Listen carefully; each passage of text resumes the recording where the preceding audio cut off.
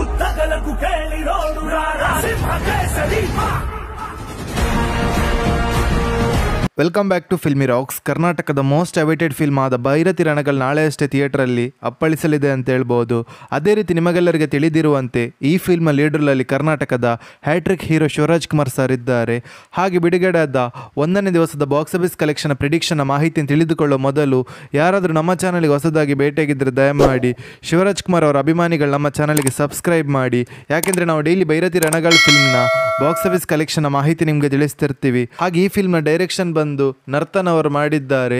ಹಾಗೆ ಈ film producer ಬಂದು ಗೀತಾ ಶಿವರಾಜ್ ಕುಮಾರ್ ಅವರಾಗಿದ್ದು, ಈ ಫಿಲ್ಮ್ ಪ್ರೊಡಕ್ಷನ್ ಹೌಸ್ ಬಗ್ಗೆ ಮಾತಾಡೋದಾದ್ರೆ ಗೀತಾ ಪಿಕ್ಚರ್ಸ್ ಅಲ್ಲಿ ರಿಲೀಸ್ ಆಗ್ತಿದೆ ಅಂತ ಹೇಳ್ಬೋದು. ಹಾಗೆ ಭೈರತಿ ರಣಗಲ್ ಫಿಲ್ಮ್ನ ಬಜೆಟ್ ಬಗ್ಗೆ ಮಾತಾಡೋದಾದ್ರೆ 30 ಕೋಟಿಯಲ್ಲಿ ಮೂಡಿ ಬಂದ ಫಿಲ್ಮ್ ಆಗಿದೆ ಅಂತ ಹೇಳ್ಬೋದು. ಹಾಗೆ ಈ ಫಿಲ್ಮ್ ಸ್ಟಾರ್ ಕಾಸ್ಟ್ ಬಗ್ಗೆ ಮಾತಾಡೋದಾದ್ರೆ ಈ ಫಿಲ್ಮ್ ಲೀಡರ್ನಲ್ಲಿ ಕರ್ನಾಟಕದ ಶಿವರಾಜ್ ಕುಮಾರ್ ಸರ್ ಇದ್ದಾರೆ.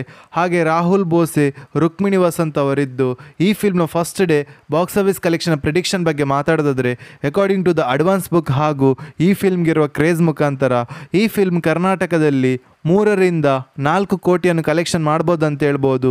ಹಾಗೆ ಈ ಫಿಲ್ಮ್ನ ಓವರ್ಸೀಸ್ನ ಬಾಕ್ಸ್ ಆಫೀಸ್ ಕಲೆಕ್ಷನ್ ಬಗ್ಗೆ ಮಾತಾಡೋದಾದ್ರೆ 80 ರಿಂದ 90 ಲಕ್ಷವರೆಗೆ ಕಲೆಕ್ಷನ್ ಮಾಡ್ಬೋದು ಅಂತ ಹೇಳ್ಬೋದು. ಹಾಗೆ ಈ ಫಿಲ್ಮ್ನ worldwide box office collection ಬಗ್ಗೆ ಮಾತಾಡೋದಾದ್ರೆ according to the advance book ಹಾಗೂ ಕ್ರೇಜ್ ಹಾಗೂ ಈ ಫಿಲ್ಮ್ಗೆ ಸಿಕ್ಕ ಸ್ಕ್ರೀನ್ ಕೌಂಟ್ ಮುಖಾಂತರ 5 ರಿಂದ 6 ಕೋಟಿವರೆಗೆ ಕಲೆಕ್ಷನ್ ಮಾಡ್ಬೋದು ಅಂತ ಹೇಳ್ಬೋದು. ಹಾಗೆ ಭೈರತಿ ರಣಗಲ್ ಫಿಲ್ಮ್ಗೆ ಪಾಸಿಟಿವ್ ರೆಸ್ಪಾನ್ಸ್ ಏನಾದರೂ ನೋಡ ಸಿಕ್ಕಿದ್ದಾರೆ ಈ ಫಿಲ್ಮ್ ಕಲೆಕ್ಷನ್ ಇನ್ನೂ ಕೂಡ ಗ್ರೋತ್ ಅನ್ನು ನೋಡ ಸಿಗ್ಬೋದು ಅಂತ ಹೇಳ್ಬೋದು. ಹಾಗೆ ನಿಮ್ಮ ಪ್ರಕಾರ ಈ ಫಿಲ್ಮ್ ಫಸ್ಟ್ ಡೇಗೆ ಎಷ್ಟು ಕಲೆಕ್ಷನ್ ಮಾಡ್ಬೋದು ಅಂತ ನಮ್ಮ ಕಮೆಂಟ್ ಬಾಕ್ಸಲ್ಲಿ ತಿಳಿಸಿ. ಹಾಗೆ ಯಾರಾದರೂ ನಮ್ಮ ಚಾನಲ್ಗೆ ಹೊಸದಾಗಿ ಭೇಟಿಯಾಗಿದ್ದರೆ ದಯಮಾಡಿ ಹ್ಯಾಟ್ರಿಕ್ ಹೀರೋ ಶಿವರಾಜ್ ಕುಮಾರ್ ಸರ್ನ ಅಭಿಮಾನಿಗಳು ನಮ್ಮ ಚಾನಲ್ಗೆ ಸಬ್ಸ್ಕ್ರೈಬ್ ಮಾಡಿ. ಯಾಕೆಂದರೆ ನಾವು ಡೈಲಿ ಭೈರತಿ ರಣಗಲ್ ಫಿಲ್ಮ್ನ ಬಾಕ್ಸ್ ಆಫೀಸ್ ಕಲೆಕ್ಷನ್ ಮಾಹಿತಿ ನಿಮಗೆ ತಿಳಿಸ್ತಿರ್ತೀವಿ. Thank you.